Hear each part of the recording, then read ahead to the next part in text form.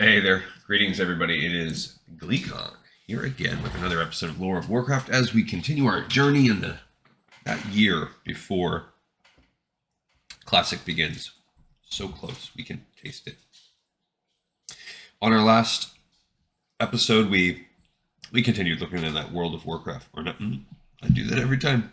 The Warcraft, the role-playing game. And we just kind of looked at some of the spells that were in there and didn't really gain a lot of information. A lot of it was just either D&D things or things that have just made that transition right from Warcraft 3. So nothing particularly informative, unfortunately, except just for some curious takes on what holy magic is, or the light is, and arcane magic is. So curious, but I think this is where it kind of branches into the non-canon. Now, as far as the lore goes, we did look at the founding of Durotar, and in this book, The Cycle of Hatred, which we're going to, if you want to stay a while and listen, we're going to continue Chapter 3 of The Cycle of Hatred, where last time we saw the Burning Blade, agents of the Burning Crusade, continue to sow discord, this time by attacking some orcish ships, and pretending that they were humans, and that the Alliance is sort of aware and letting it happen. So here we go with Chapter 3. Lady Jaina Proudmoore stood atop the butt on Razor Hill, gazing out over the land where she helped from the most unlikely alliance in the history of the world. Razor Hill was Orc territory, of course, but Jaina and Thrall had agreed that given her abilities, it was best for their meetings to happen on Orc land, where Thrall generally was.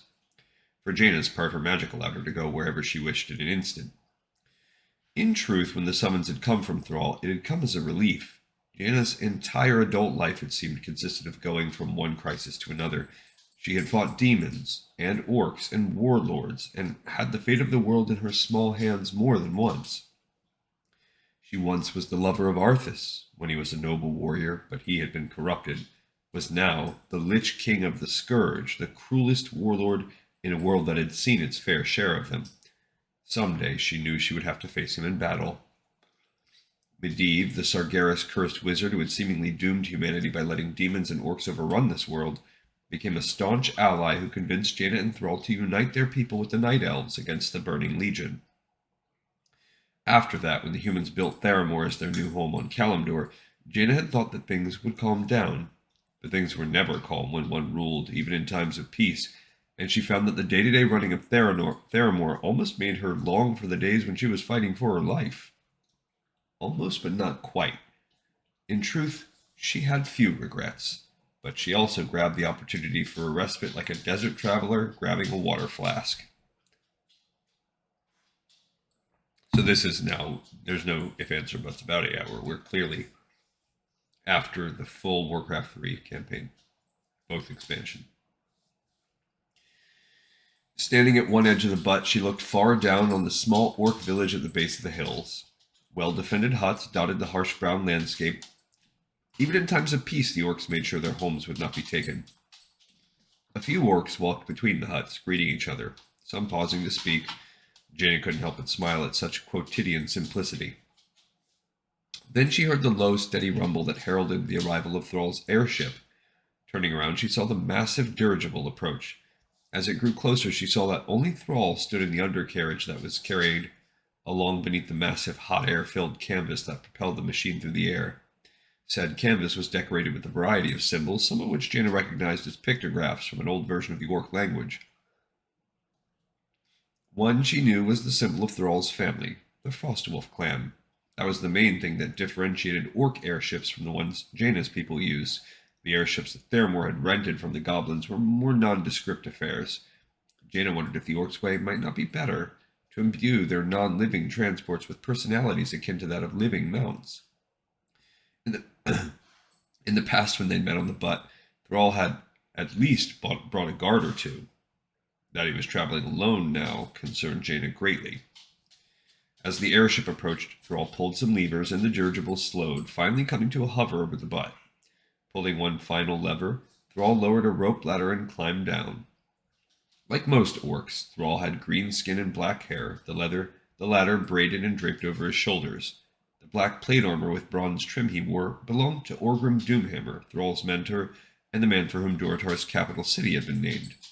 Strapped to his back was Orgrim's weapon, from which he derived his last name, the Doomhammer, a two-handed weapon that Jaina had seen Thrall use in battle. The blood of many a demon had been shed with that great hammer, and human, and other orc. What stood out about Thrall most, though, were his blue eyes, a color rarely found in orcs.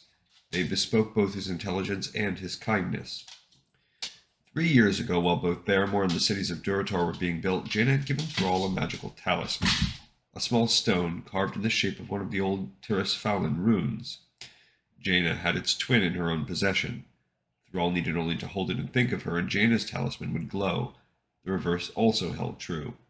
If they wished to meet in secret, to discuss issues that affected one or the other or both of their people, away from the politics of their positions as leaders, or if they simply wished to talk as old friends and comrades, all they had to do was activate the talisman. Jaina would then teleport to the butt, and Thrall would come by airship, since the butt was inaccessible any other way. "It is good to see you, my friend," Jaina said with a warm smile, and she meant it. In all her life she'd known no one as honorable and dependable as the orc. Once she would have numbered her father and Arthas among those, but Admiral Proudmoore insisted on attacking the orcs at Kalimdor, refusing to believe his own daughter when she said that the orcs were as much victims of the Burning Legion as humans were, and were not evil. Like so many people Jaina had known, Admiral Proudmoore was unable to accept that the world was different from the way it was when he was younger, and fought against any alteration to it. That included the presence of orcs, and Jaina had been put in the terrible position of betraying her own father to Thrall's people in the hope of stopping the bloodshed. As for Arthas, he had become one of the greatest evils in the world. Now Jaina found herself in a place where she trusted the leader of the orc clans more than the man she once loved or her father. When her father had attacked, Thrall, who had seen the pain in Jaina's eyes when she told him how to defeat the Admiral, had kept his word, and he had never been one to accept that the world was the way it was. He had been captured as an infant and raised by a human named Adelis Blackmore to be the perfect slave, even given a name representing that. But Thrall threw off his chains and rallied the orcs first to freedom, then to the ways of his people that had been lost to the demonic hordes that had brought them to this world. Now Jaina saw a different look in Thrall's unusual blue eyes. Her dear friend was furious. "We signed no treaty, you and I," Thrall started in immediately, not even returning Jaina's greeting. "We made no provisions for our alliance. We trusted that our bond had been forged in blood, and we would never betray each other." "I have not betrayed you, Thrall." Jaina tensed briefly, but with the ease of long practice kept her emotions in check. She didn't appreciate the blanket accusation of betrayal without even the conversational niceties, or even an acknowledgement of their bond beyond his out-of-nowhere belief that she'd broken it. But the first thing she had been taught as an apprentice mage was that strong emotions and wizardry didn't always mix well. She increased her grip on the ornate wooden staff she carried, a legacy from her mentor, Archmage Antonidas. "I do not believe you have." Thrall's tone was still belligerent. Unlike his fellow orcs, gruffness was not Thrall's default manner, no doubt due to his human upbringing. "However, it seems your people may not hold to our bond as strongly as you." Her voice tight, Jaina asked, "Thrall, what are you talking about?" "One of our merchant vessels, the Orgathor, was harassed by pirates." Jaina frowned. As much as they tried to prevent it, privateering remained a problem on the seas. "We've increased the patrols as much as possible, but..." "Patrols are useless if they're just going to sit and watch. The Orgathor saw one of your patrols nearby. It was close enough to be seen in dense fog, yet they did nothing to aid Captain Bullock and his crew. Bullock even sounded the foghorn, and your people just sat." Her calm in inverse proportion to Thrall's anger, Jaina asked, "You say your lookout could see them. That doesn't necessarily mean that they could see Orgathor." That brought Thrall up short. Jaina continued, "Your people have better vision than we do, and when they had the foghorn, they probably took it as a sign to get out of the way." "If they were close enough for my people to see, they were close enough to hear a boarding party. My people have better vision, it's true, but we also do not do battle in stealth. I do not believe that your patrol did not hear what happened." "Thrall?" York turned around, throwing his hands into the air. "I thought that things would be different here. I had thought that your people had finally come to accept mine as equals. I should have realized that when it came to taking up arms against their own to aid an orc, humans would abandon us. Now Jaina was having a harder time reining in her temper. How dare you? I had thought that after all we've been through, you'd at least give my people the benefit of the doubt. The evidence. What evidence? To whom have you spoken besides this Captain Bolek and his crew? Thrall's silence answered Jaina's question. I will find out which patrol ship it was. Where was Orgothar attacked? Half a league off the coast near Ratchet, an hour from port. Jaina nodded. I'll have one of my soldiers investigate. Those patrols are coordinated by Northwatch. Thrall tensed. What is it? The orc turned back around to face her. There is considerable pressure on me to take Northwatch Keep back by force. And there is considerable pressure on me to keep it. Thrall and Jaina stared at each other. Now that he faced her again, Jaina saw something different in the orc's blue eyes. Not anger, but confusion. How did this happen? Thrall asked the question in a quieter voice, all belligerence now seemingly burned out of him. How did it come to where we bicker over such idiocy? Jaina couldn't help but laugh. We are leaders, Thrall. Leaders take their warriors into battle. In times of war, yes, Jaina said. In times of peace, they lead them differently. War is a grand endeavor that subsumes daily existence, but when it ends, there is still daily existence. She walked over to her old comrade and put her small hand on his massive arm. I will investigate this, Thrall, and learn the truth.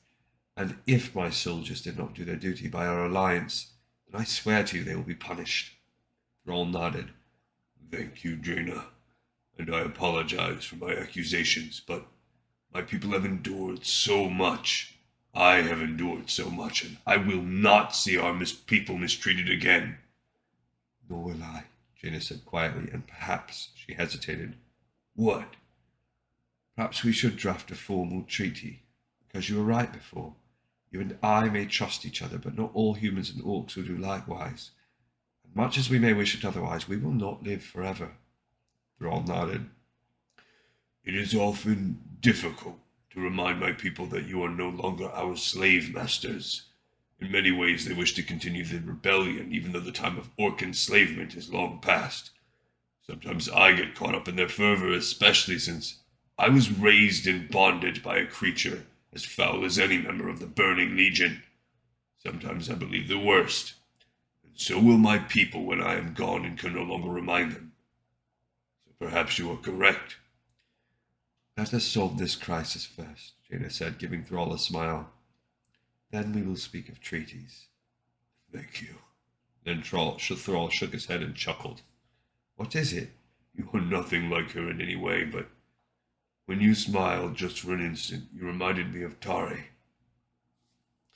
Jaina remembered Taratha Foxton, whom most called Tari, was the daughter of a member of Adelis Blackmore's household and had been instrumental in Thrall's escape from Blackmore's clutches at the cost of her own life. Orcs immortalized their history in song form.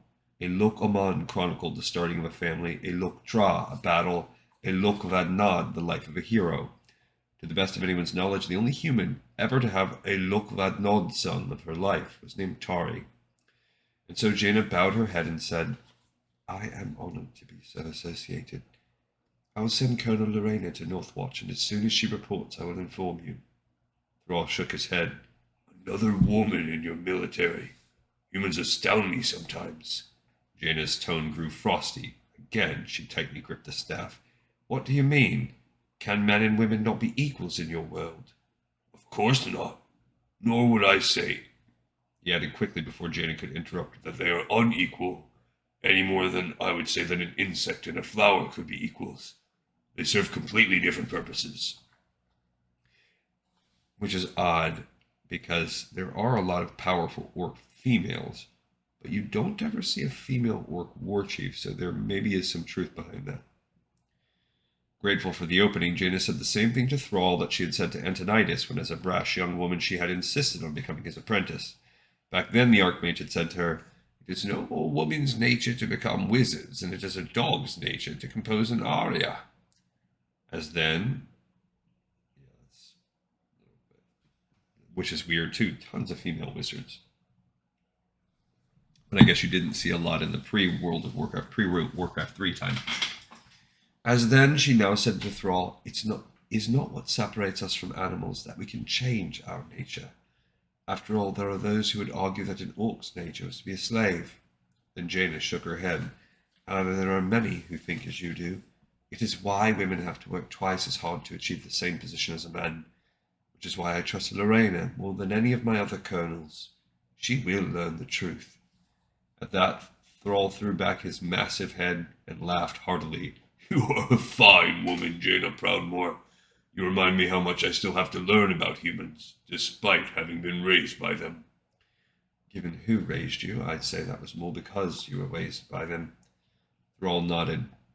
A fine point. Have your female colonel investigate the matter. We will speak again when she is done. He moved toward the rope ladder that still dangled from the hovering airship. Thrall. He stopped and turned to face her. She gave him as encouraging a look as she could. We will not let this alliance fail. Again he nodded. No, we shall not. With that he climbed the rope. Jaina, for her part, muttered an incantation in a language known only to mages, then took a deep breath. Her stomach felt as if it were being sucked out through her nose as the butt, the airship, Thrall, and Razor Hill shifted and altered around her, growing indistinct and hazy. A moment, and then everything coalesced into the familiar surroundings of her chambers on the top floor of the largest of the castles that made up the tallest structures in Theramore. She did most of the work of state here, in this small room with its desk and thousands of scrolls, rather than in a throne room, an ostentatious title for a like space. Jaina sat in that throne as little as possible. Even during the weekly occasions when she saw petitioners, she generally paced in front of the embarrassingly large chair rather than actually park herself in it, and used the room sparingly. These chambers felt more like Antonidas' study, where she learned her craft, complete with disorganized desk and badly sorted scrolls. That made it feel like home. Something else the throne room had that the chambers didn't was a window with a view. Jaina knew she'd never get any work done if there was a view of Theramore. She would be distracted alternately by wonder at what they'd built here and fright at her responsibility for it. Teleporting was always an intense, draining process, and while Jaina's training allowed her to be battle-ready instantly upon completing a teleport, all things being equal, she preferred to give herself a little time to recover. She gave herself those moments now before calling out to her secretary. Duree! The old widow came into the main entrance. The chambers had 3 entrances. 2 of them were known to all, the one Duree had just used, and the one to the hallway and staircase that led to Jaina's private apartments. The third was a secret passageway meant to be an escape route. Only 6 other people knew of it, and 5 of those were the workers who built it. Duree glared at Jaina through her spectacles. No need to shout. I'm sitting right outside the door like I always am. How'd your meeting with the orc go? Sighing, Jaina said, not for the first time, His name is Thrall. Duree waved her arms about so much that the frail woman almost lost her balance. Her spectacles fell off her nose and dangled from their string around her neck. I know, but it's such a stupid name. I mean, orcs have names like Hellscream and Doomhammer and Drakthon and Burks and the like, and he calls himself Thrall. What self-respecting orc would call himself that? Not bothering to explain that Thrall was more self-respecting than any orc she'd known, since the explanation had never worked the previous 100 times she'd tried it, Jaina said instead, It's Drakthar, not Drakthon. Either way, Duree put her spectacles back on her nose. Those are good orc names, not Thrall. Anyhow, how'd he go? We have a problem. Get Kristoff in here and say, have one of the boys find Colonel Lorena, and tell her to put a detail together that's travelling to Northwatch, and then to report to me. Jaina sat at her desk and started sorting through the scrolls, trying to find the shipping reports. Why, Lorena, should you let Lothar or Pierce? Someone all this. I don't know. Feminine. They're a rough bunch at Northwatch. Wondering if she was going to have this conversation every time Lorena's name came up, Jaina said, Lorena's tougher than Lothar and Pierce combined. She'll be fine. Duree pouted, poor sight on such an old woman. Ain't right. Military ain't women's work. Giving up on finding the shipping record, she instead glared at her secretary. Neither is running a city-state. Well, that's different, Duree said weakly. How? It just is. Jaina shook her head. 3 years, and Doree had yet to come up with a better answer than that.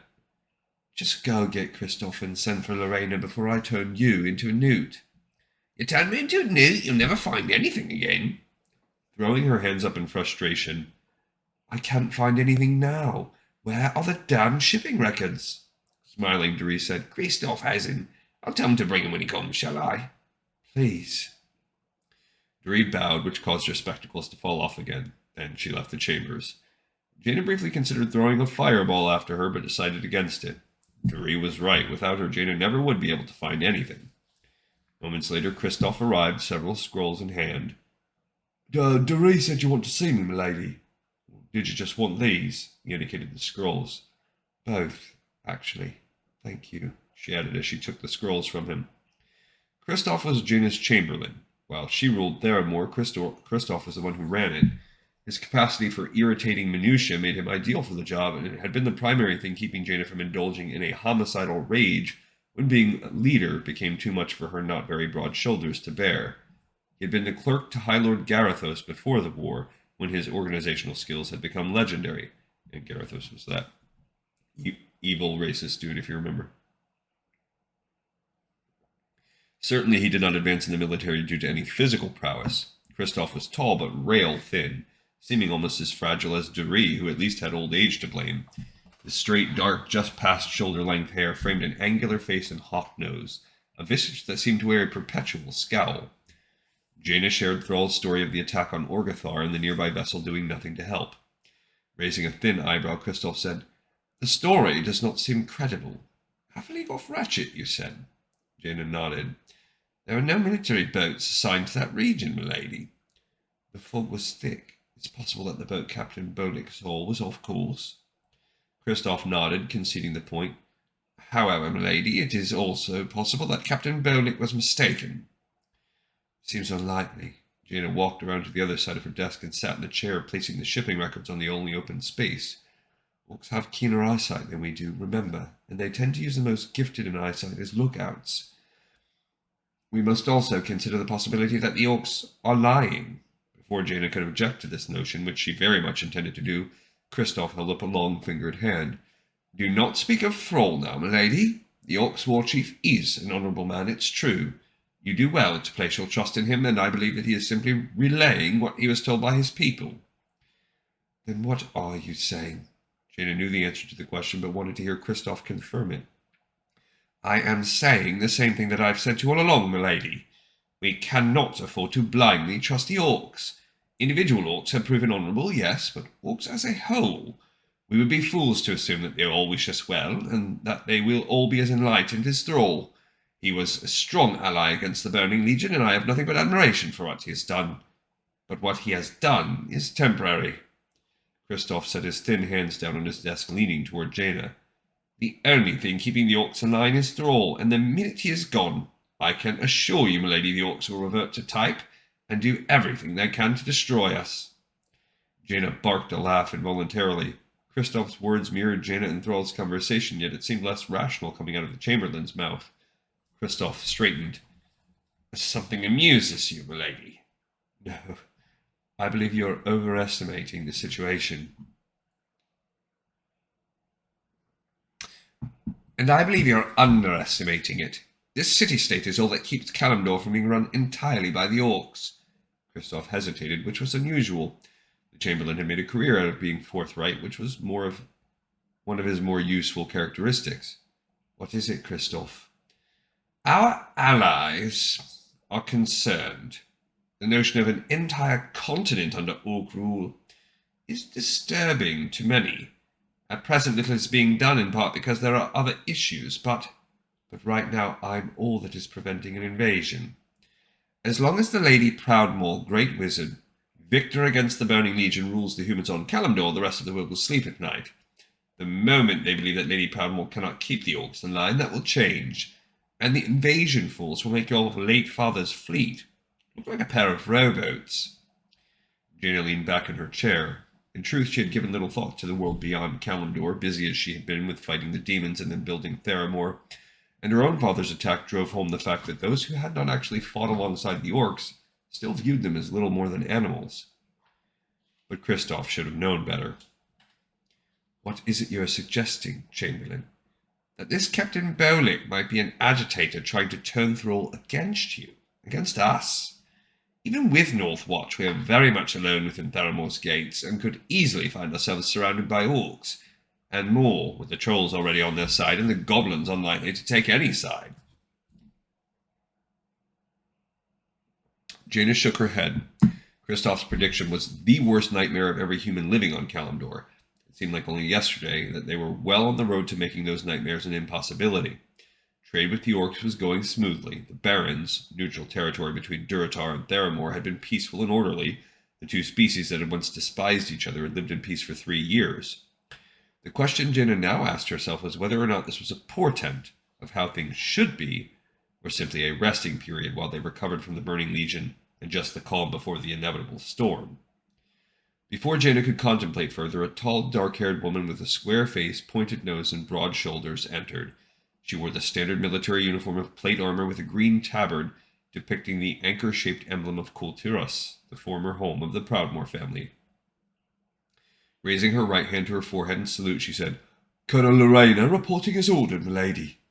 Standing, Jaina said, "Thank you, Colonel. Stand easy. Doree told you what is required." Jaina always felt short next to Lorena and so preferred to stand in her presence, to give herself as much height as her smaller form would provide.